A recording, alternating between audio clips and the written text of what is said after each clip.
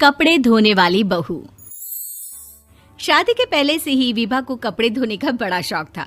कभी नल के नीचे तो कभी तालाब के पास। अरे मेरी नीली वाली लुंगी नहीं दिख रही है। विभा की अम्मा, कहाँ रखी है लुंगी? अरे वो तो विभा ने परसों ही धोकर रखी थी आपकी अलमारी में, देखो वहीं होगी। वो ना मैंने आज धो दी, मुझे लगा कि गंदी हो गई होगी। अरे कैसे गंदी हो गई थी? उसे तो मैंने पहना भी नहीं। हे भगवान, इस लड़की के कपड़े धोने की आदत से परेशान हो गया हूँ मैं। जितना तो घर में राशन नहीं आता, उससे कहीं ज्यादा डिटर्जेंट पाउडर का खर्चा है। इसकी शादी करवा दो, शादी जाए अपने घर में ही करे काम, फिर चाहे घर के कपड़े धोने हो या पूरे गांव के।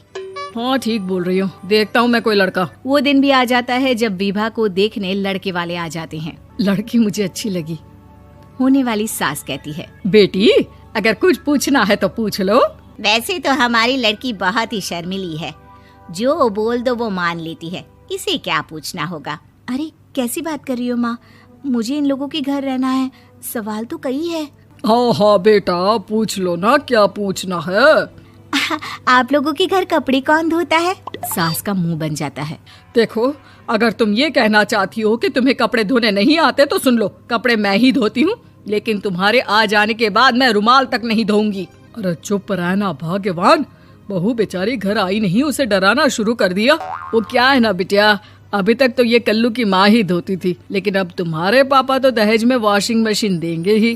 तभी विभा की माँ बोल पड़ती है, सवाल भी पूछा तो क्या। वैसे भाई साहब, मशीन की तो फिर भी कपड़े धोने की कैपेसिटी होती है। मतलब जो बिटिया दे रहे हैं ना विभा, इसे कपड़े धोने का बहुत शौक है। ये आप लोगों के क्या, आस पड़ोस गांव मोहल्ले सबके कपड़े धो दे और उफ तक ना करे।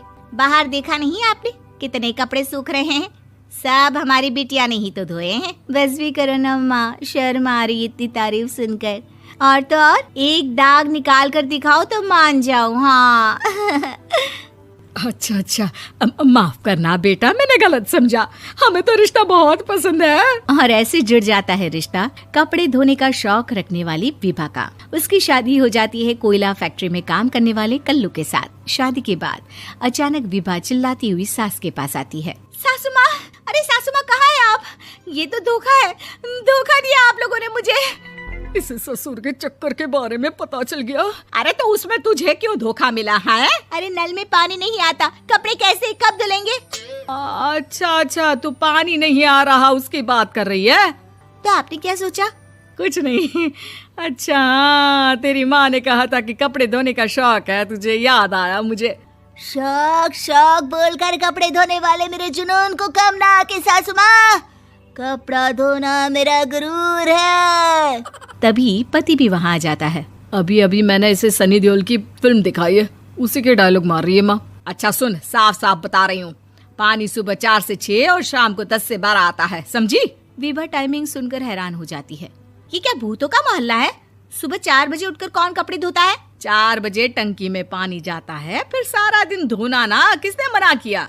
अरे कैसी बात कर रही हैं? 200 लीटर की टंकी में कितने कपड़े धो लूंगी मैं? सुबह ही उठ जाऊंगी मैं। अब क्या था, विभा सुबह 4 से लेकर रात के 12 बजे तक कपड़े ही धोती रहती। एक रोज सास पड़ोस से निकलकर कहीं जा रही होती है कि साथ वाली कहती है, हाँ कल्लू की माँ, जरा ये बताओ कि 2 साड़ी है, 2 ब्लाउज और एक पेटीकोट और एक नाड़े वाला लंबा कच्छा। हाँ तो? अरे तो क्या, कितना लोगी धुलाई ये बताओ। धोबन दिख रहे हैं हम क्या? हमारे पति सरकारी नौकरी से अभी रिटायर हुए हैं और बेटा सुपरवाइजर है कोयला फैक्ट्री में। धोबन समझ रखा है हमें। हाय रे कल्लू की अम्मा, माफ कर दो, वो तो मोहल्ले में यही सब बता रहे थे कि तुमने बहू को कपड़ा धुलवाने के काम में लगा दिया है। सास को पड़ोसन की बात सुनकर गुस्सा आ जाता है। वो घर पहुंचती है जहां घर के बाहर ही इतने सारे कपड़े सूख रहे होते हैं जितने कि किसी धोबन के घर पर। अरे ओ कल्लू की दुल्हन, बाहर निकल। माँ जी यहीं आ जाओ, बाथरूम में चादर धो रहे हैं हम। अरे अभी हम धोते हैं, तुमको बाहर निकलो। ये आस पड़ोस वाले बोल रहे हैं कि हम बहू से कपड़े धुलवा कर उसे कपड़ा धोने वाली बना दिए हैं। अरे छोड़ो ना माँ जी, किन लोगों की बातों में आती हो? आस पास के लोगों का तो काम ही होता है कि वो किसी तरह सास बहू को लड़ा दे। बहू सारे घर के कपड़े धोती है, ये क्या कम है? बोलिए। सास को भी लग जाता है कि वो बहू का ये सनकीपन नहीं छुड़वा सकती, इससे अच्छा है कि खुद ही चुप हो जाए। एक रोज सास और बहू मंदिर जाते हैं, जहाँ सास की साड़ी वहाँ खड़ी भीख मांगने वाली से मिलती है। माँ जी क्या बात है, आपकी साड़ी उस भिखारन से कितनी मिल रही है ना? हाँ हाँ देखो तो, दोनों की साड़ी मिल रही है। क्या बात है कल्लू की अम्मा, तुम खुद को तो अफसर की बीवी बताती हो और ऐसी सिंपल सी प्लेन साड़ी पहनकर घूमती हो। सिंपल और प्लेन नहीं है ये साड़ी। तो क्या सोने के धागे से फूल बने हैं? कुछ भी सासू माँ, कुछ भी। हाँ बने थे इस साड़ी में सोने के धागे से फूल। मेरे पति लेकर आए थे मद्रास से स्पेशली मेरे लिए 10,000 की। ताहे भाई साहब इस भिखारन के लिए भी सेम टू सेम साड़ी लेकर आए होंगे 10,000 की। सास उस वक्त तो कुछ नहीं कहती, लेकिन बहू के साथ घर आती है और अलमारी से एल्बम निकाल कर लाती है। ये साड़ी देख रही है, ये वही साड़ी है जिसे मैंने अभी पहना था। इस साड़ी में ये जो चमकदार फूल दिख रहे हैं ना, ये सोने के धागों से काढ़े गए हैं। लेकिन तू लोकल वॉशिंग मशीन ब्रश से घिस घिस कर सारे फूलों को निकाल कर साड़ी प्लेन कर दी।